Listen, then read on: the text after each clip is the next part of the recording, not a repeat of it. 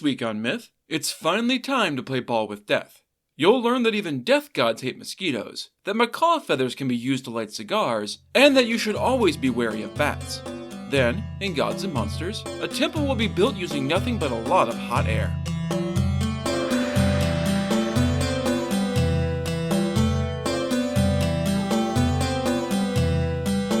This is the Myths Your Teacher Hated podcast, where I tell the stories of cultures from around the world in all of their original, bloody, uncensored glory.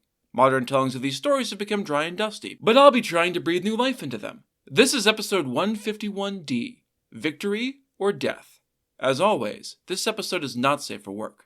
This is the fourth part of the Mayan story of the hero twins. When we last left the story, twin brothers Hunhunapu and Vucubhunapu, one hunter and seven hunter, had annoyed the lords of Xibalba, the gods of death, with their constant ball playing. Thus, the two mortal men were invited down to the underworld for a match of Pak to Pak, a traditional Mayan game. This turned out to be a trap, and the twins were executed for their failure to recognize and defeat the tricks laid out by Hunkame and Vucubkame, one death and seven death. Despite being dead, they weren't quite done with the world. The severed head of Hunhunapu was hung from a tree where it met Lady Blood, daughter of the Xibalban lord Gathered Blood. The withered skull spat into her hand, which was apparently enough for her to conceive children. Having been told to climb up to the mortal world above, Lady Blood instead went home to think about everything that had happened. Her magical pregnancy was quickly discovered, and her own father condemned her to death for it. Lord Gathered Blood sent the 4 messenger owls to execute his daughter and bring back her heart in a bowl as proof. Lady Blood bribed them into switching sides, and into switching her heart for a fake one made of tree sap to bring back to the lords of Xibalba, making her escape to the world of the living in the confusion. She had journeyed to her mother-in-law's house, where she had to complete an impossible task to prove her claim of bearing Hunhunapu's children, which of course, she did. When her twins were born, it very quickly became clear that they were considered second-class citizens by their mother-in-law and by their twin half-brothers, Hunbats and Hunchoan. Surviving a murder attempt as infants, the younger twins got their revenge years later by tricking their older brothers into climbing an eternally tall tree and turning into monkeys. They had then tricked their grandmother into laughing at the silly, naked bodies of her transformed monkey grandkids and driving them away to live in the jungle. Having finally secured a safe place in their home, they moved in, rather than living outside as they had been their whole lives so far. They tried their hand at farming, by which I mean they used magical tools to do all the actual hard work of farming for them, but their attempts were foiled by the local wildlife. They trapped a rat who was part of the scheme against them and forced it to talk. The terrified rodent revealed the existence of the hidden Pak to Pak equipment left by Hunhunapu and Vucubhunapu back in episode 151A. Using trickery and the help of their new buddy the rat, Hunapu and Xbalanque recovered the hidden ball gear and began to play. This of course annoyed Hunkame and Vucubkame almost immediately, and the lords of Xibalba sent another summons to a ball game in the underworld. The twins each left an unripe maize ear planted inside the house to let their mother and grandmother know if they lived or died, before beginning their own descent into the underworld like their fathers before them. Taking their blowguns along with the inherited Pak to Pak equipment, Hunapu and Xbalanque followed the road from the ball court into Xibalba. Following the carved stone steps down, they soon passed through a number of different river canyons until they came to Blood River and Pus River, which their fathers had crossed previously. The now dead men had struggled with these obstacles, which the Xibalban lords had intended as traps for unwary souls, though they had eventually prevailed through sheer determination.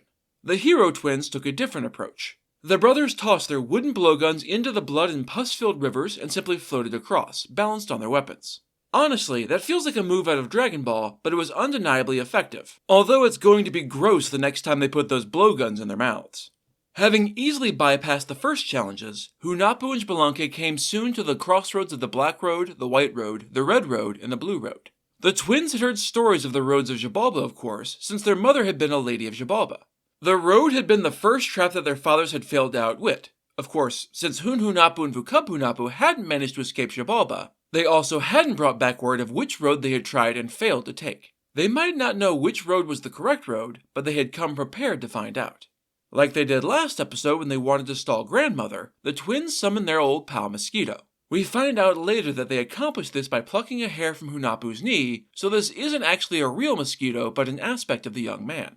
The tiny insect buzzed along the black road that all knew led to the palace of Xibalba, with instructions to listen to anyone he encountered. And if no one is talking, then you bite everyone, one after the other, until you run out of people to bite. Do that for us, and you will be free to suck the blood of travelers on the road forevermore. Mosquito, who it appears might be the first mosquito, had liked that deal and had been more than happy to agree. Flying above the Black Road, he soon came to the courtyard filled with the cleverly carved effigies of the lords of Xibalba that had fooled their fathers. Mosquito wasn't here to greet anyone politely, though. He floated over and bit the first person he saw, who, as we already know, isn't a person at all, but an intricately made statue of Hunkame. There was no response from the figure and no blood to be had, so Mosquito moved on to the second with the same result. The third figure, however, was the true Hunkame, and despite being a death god, he was no more immune to the bite of a mosquito than any mere mortal. "Ouch!" he yelled, slapping at the spot where Mosquito had been, but he had already buzzed out of range. "What's happening, Hunkame?" asked the assembled Xibalban lords. "Something bit me." "Don't be ouch! What was that? Now I'm getting bitten." In the original version, the mosquito goes through each of the lords in turn with the same pattern, but we'll fast forward to a list of who was there and move on. First bitten was Hunkame, followed by Vukubhame naturally. After them was Flying Scab, Gather Blood, Lady Blood's father, Pus Demon, Bone Staff, Jaundice Demon, Skull Staff, Packstrap, Wing, Bloody Teeth, and Bloody Claws. A total of 14 figures including the 2 fake lords. Each revealed the names of those around them as they were bit, and so Mosquito now knew which 2 were fake and who all of their real lords were. The order in which they sat also revealed their hierarchy, so Mosquito also knew exactly who was where in the pecking order. Armed with this knowledge, the twins headed down the Black Road. This exposed them to the perils of Xibalba exactly as it had their fathers, but they were better prepared for the traps and snares laid for them by the denizens of this place. As they neared the courtyard, a voice called out, "Hail these lords who are seated here awaiting you." This was of course a trap, and the voice was the bait. The twins were forewarned and forearmed. They scoffed. "These are not lords, these are just crudely carved chunks of wood. We will not greet these, only the true lords seated here." And so they went down the ranks, greeting each of the 12 assembled lords by name and in the correct order. All 12 had their faces revealed as they were named. The twins had won this round, but the Xibalban lords were not done. "Very perceptive of you, young mortals. Come, have a seat." They were pointed over towards the scalding hot bench that had burned their fathers, but the twins were not fooled. They could see the waves of heat rising up from it. "We prefer to stand, thank you, especially when you offer not a true seat, but a heated stone." The Lords of Death grumbled a little at being defeated twice, but their hand was not yet played out. "As you wish, young sirs. Perhaps you would prefer to retire instead to the house that you will be staying in while you are our guests." And so Hunahpu and Xbalanque went into the House of Darkness, where Hunahpu and Vukubhunahpu had stayed on their last night alive. As had happened the previous time, a messenger of Hunkame came to the 2 mortals in the House of Darkness with a burning torch and a lit cigar for each of the young men. "Thus saith my lords, here are their torches. They must be given back at dawn, along with the cigars. The mortal men must return them." Hunahpu and Xbalanque shared a look in the flickering firelight, then shrugged in unison. Okie dokie. As soon as the messenger left, the twins snubbed out the torches and cigars. In place of the flame for the torches, they placed the bright red feather of a macaw parrot so that, from a distance, anyone watching them would think the items were lit as required. For the cigars, they used fireflies at the tips. These glowed brightly and then dimly all night, looking as though they were being puffed on in the darkness. The night watchmen were indeed spying on the men and carried word to the lords of Xibalba that the young men had fallen for the trick. "We have defeated them." Of course, this couldn't be further from the truth. In the morning, Hunkame and Vukubhame were shocked when Hunahpu and Xbalanque returned the pair of torches and cigars exactly as they had been when they were delivered. The fire had been merely an illusion, but it had been a good enough one that the Lords of Death were at an utter loss to explain what had gone wrong. "Who the fuck are these 2 kids? Where do they come from? Who is their father who begat them? Who is their mother who birthed them? They are unique in their appearance and their nature. None has ever defeated all of our trials before." Having escaped all of the traps laid for them, the boys were summoned by Hunkame and Vukubhame for an audience. "We are glad to see you here in Xibalba. You have come a long way, so let us do what you came here to do and play ball. But first, we have to know, where did you really come from?" Hunahpu and Xbalanque exchanged another look that twins can often use to communicate almost telepathically. "We must have come from somewhere, but we don't really know where." And that was all the answer the twins gave the Death Lords. It was a frustrating non-answer, but it wasn't against the rules of etiquette, so there was nothing the Xibalban lords could do but grit their bony teeth and accept it. "All right, never mind. Let's play ball." They headed down to Crushing Ball Court, and Hunkame produced a rubber ball. "Here is the ball that we will be playing with." That made the boys uneasy. "That's not necessary. We brought our own ball that we would be happy to use. No sense in getting your pretty skull ball all scuffed up." Vukubhame grinned. No trouble at all. We'll use ours. The twins shrugged. Very well then. And don't worry, it's not actually a skull, it's just painted to look like one. You have to commit to the theme after all. Hunahpu and Xbalanque shared another look. No, that's definitely a real skull. I assure you it is not. Another shrug. Very well then. Now, just because they agreed to stop arguing with the Death Lords doesn't mean they were actually convinced by that obvious line of bullshit. They had already survived too many snares and traps to take anything in Xibalba at face value.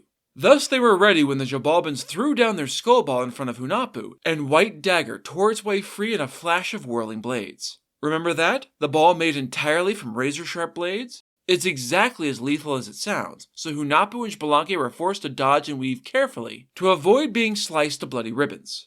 White Dagger bounced and clashed all over the arena like a pinball of death before finally coming to a stop. What the fuck was that? You're just trying to straight up murder us now. You summoned us here for a game of Pock to Pock and we answered. But if you're going to pull this kind of bullshit, then we'll just go. And they began to take off their gear, packing up to leave. Hunkame and Vukubkame had really hoped that the twins would be dead by now, and the bladed ball had been a last desperate gambit to end this quickly. That ploy had failed, as had all their other attempts on the boys' lives. Thus it was not the mortals who had been defeated in this contest, but the gods of death. Wait, don't go. You're right, that was very unsporting of us. You came all this way to play, so let's play Pock to Pock with your ball. No tricks, just skill. Hunahpu and Xbalanque shared another one of those silent looks that was practically a full conversation. Alright, fine, let's play. Restrapping their gear on, they tossed their own rubber ball onto the court. The Xibalbans strapped on their own gear. And what stakes are we playing for, mortals? What will we get if we win? Surely it should be your choice. What do you want? The two lords of Xibalba considered. If we win, you bring us 4 bowls of flowers. That sounds simple enough. What kinds of flowers? 1 bowl of red petals, 1 bowl of white petals, 1 bowl of yellow petals, and 1 bowl of large petals. As an aside, the reason they are asking for flower petals, aside from the pun between the words chacon, meaning prize, and chacom, meaning flower cuttings, is because flower petals were often given as offerings to the gods.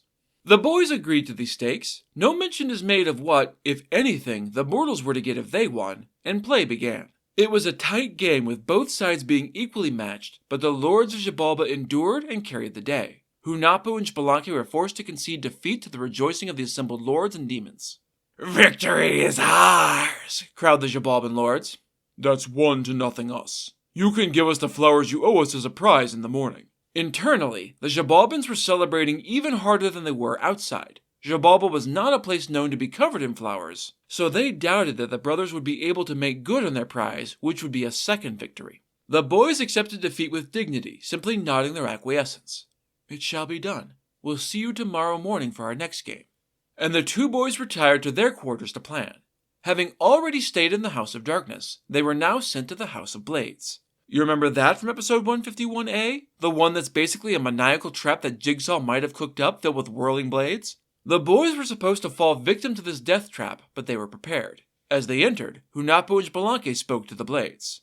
You are meant for the flesh of animals, not us. Leave us be, and you shall tear into all the animal flesh you could ever want forever after. As one, the many knives lowered their points and accepted this offer, allowing the twins to sleep in peace. With that dealt with, the mortals then called out to another lonely critter that they hoped would be an ally. Leaf-cutting ants, conquering ants, come to our call. Go out and gather flower blossoms as prizes for the lords of Xibalba. These ants, known in Guatemala as zampopos, are very real. They agreed to help out the twins and skittered out to the garden of Hunkame and Vukubkame.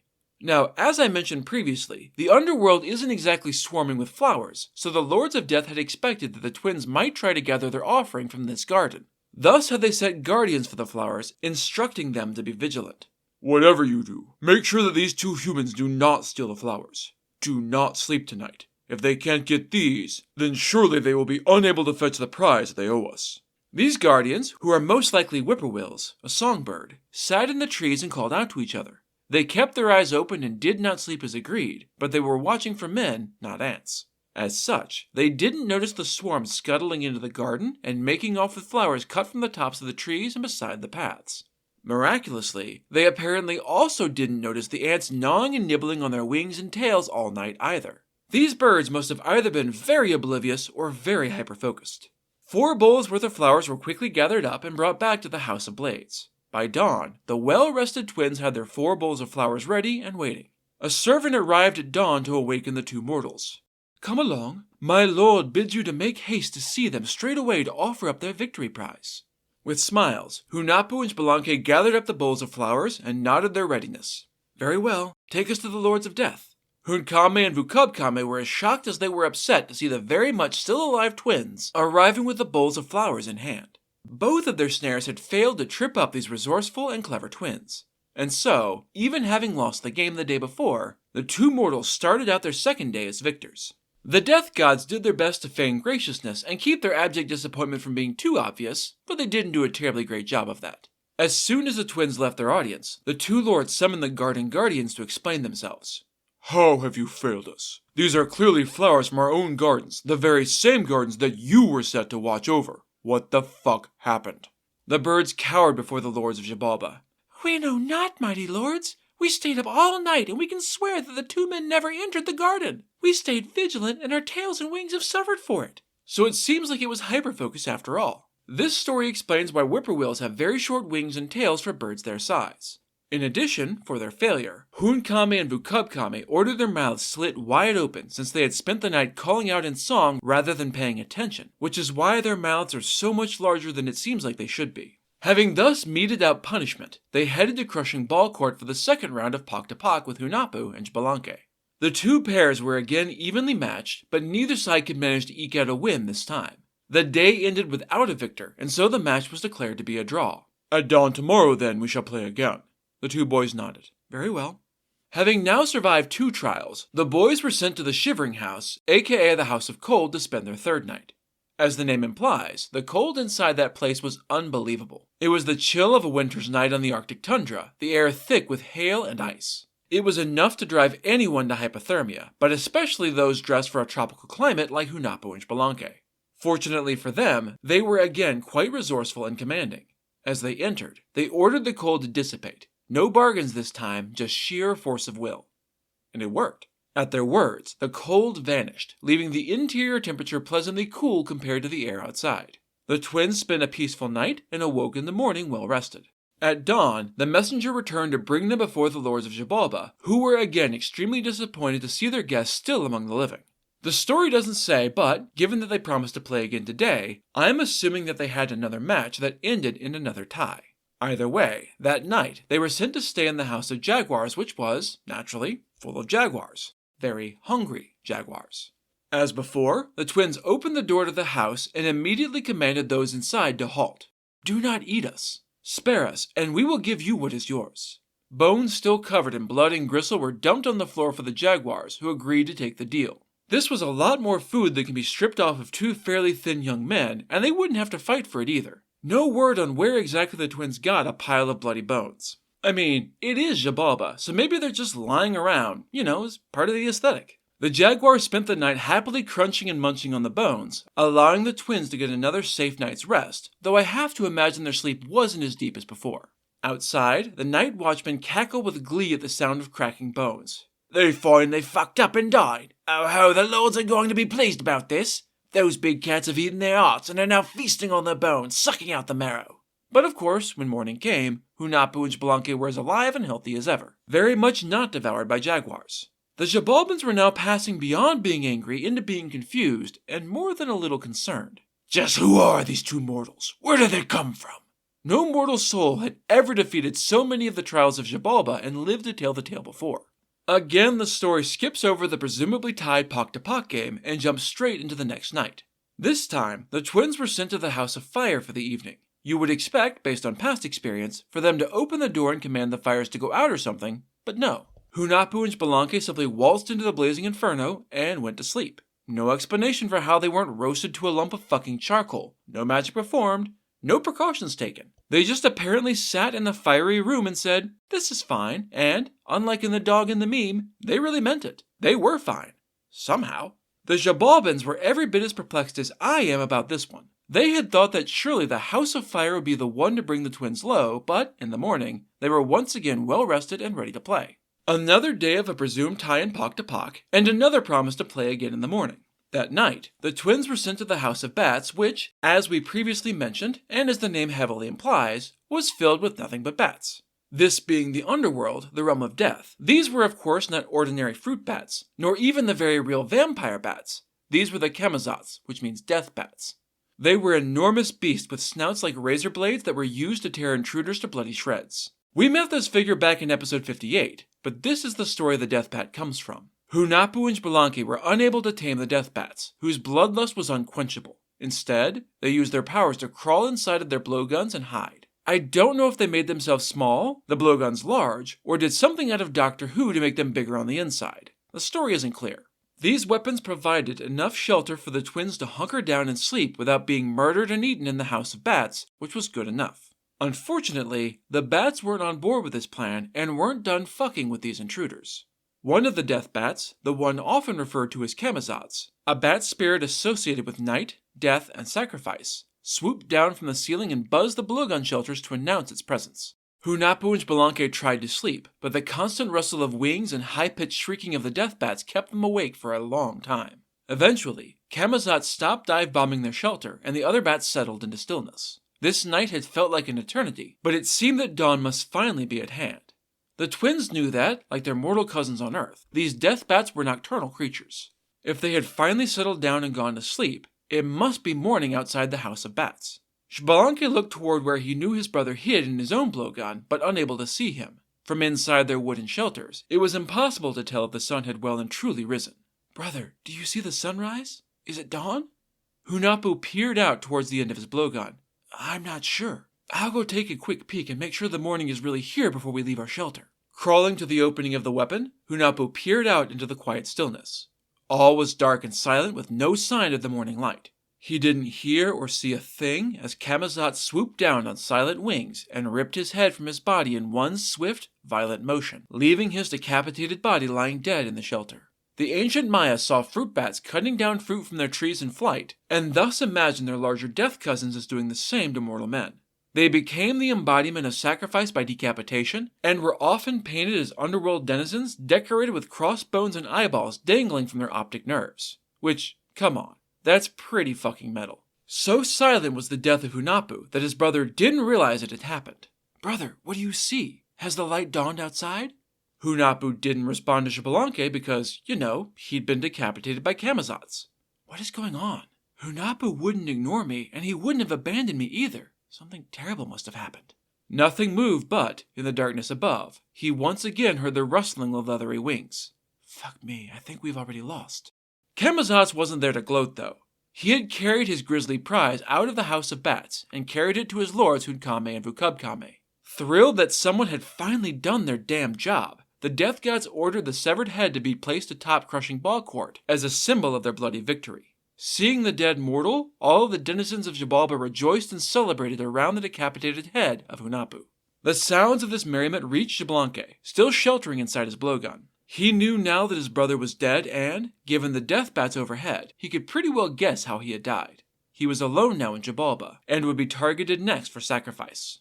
Things look pretty grim for poor Xbalanque and dead Hunahpu, but the story isn't over yet. The surviving twin isn't about to roll over and die without putting up a fight, but we'll have to wait until next time to see what tricks he has up his sleeve, because it's time for Gods and Monsters. This is a segment where I get into a little more detail about the personalities and history of one of the gods or monsters from the Zeus pantheon that was not discussed in the main story. This week's strange power is the magic of whistling. There has always been a kind of magic in music, and, in mythology, that magic is often literal. So it was with the ancient Maya. Legend says that this powerful empire built their towering temples and breathtaking pyramids not with simple tools and good old-fashioned muscle power, but with whistles. And not just purse your lips and blow whistles, although that might have played a part too, but with complex clay instruments. In many cases, the whistles are cunningly shaped to resemble an animal and also to make the sound that animal makes. For instance, a number of these whistles recovered at the site of Yaxchilan in Chiapas, Mexico between 1989 and 1991 are shaped to look like frogs and, when blown, sound like croaking frogs. Similar clay whistles have been found in many Mayan cities and burial sites in all kinds of shapes, including animals, people, and mythological figures. It is unknown what all of these whistles were used for, though they clearly had some significance beyond that of a toy given their presence in multiple burial sites, though speculation abounds. One theory says that they were used in funerary rites, possibly to help the souls of the dead on their journey through Xibalba. Others speculate that they may have been used in sacrificial rituals, with the music altering the consciousness of the victims, sending them into a dream state. Still others suggest that perhaps they were used at festivals and celebrations to the gods. And of course, there's the legend that claims they were used to move timber and stone with nothing more than the power of breath. Possibly, the whistles would somehow summon the wind to carry the building materials where they needed to go and fit everything together. Construction sites would have been places of peace and song. No banging hammers, no ringing chisels, just melodic whistling and enormous stones gliding gently into place on the breeze. Alas, one day, the power was lost. New, modern tools were introduced to the society, and the power to whistle the wind was lost, the magic desecrated. Never again would stone and timber answer to the echoing whistles of the Maya. As an interesting footnote to this, new research led by archaeologist Francisca Zalaquet from the Universidad Nacional Autónoma de Mexico says that the buildings and temples of Mayan cities may have functioned as integrated sound systems. Acoustical analysis has shown that the building layouts and their stucco coatings helped to amplify the specific frequencies used by Mayan instruments, helping to deliver the sound over large distances. Some of the rooms may have even functioned to amplify the voice of a singer or speaker inside it, to allow the music and the message to travel to a much larger audience than would otherwise have been possible. So maybe the power of the wind wasn't entirely lost. It could no longer move mountains, but it could still move a crowd's emotions. That's it for this episode of Myths Your Teacher Hated. Keep up with new episodes on our Facebook page, on iTunes, on TuneIn, on Verbal, and on Spotify. Or you can follow us on Instagram as Myths Your Teacher Hated Pod, on Tumblr as Myths Your Teacher Hated, on Blue Sky as Myths Podcast, and on Mastodon as Myths Your Teacher Hated. You can also find news and episodes on our website at mythsyourteacherhated.com. If you have any questions, any gods or monsters you want to learn about, or any ideas for future stories that you'd like to hear, feel free to drop me a line. I'm trying to pull as much material from as many different cultures as possible, but there are all sorts of stories I've never heard, so suggestions are appreciated. The theme music is by Tiny Cheese Puff. Next time, Spelunky is going to find himself in something of a tight spot. You'll see that it's hard to beat death with half your team dead, that you can make a very convincing head with just a kawadi and a squash, and that possums have power over light and darkness. Then, in Gods and Monsters, a man will make a monkey's paw deal with death and discover his only weakness is his ass. That's all for now. Thanks for listening.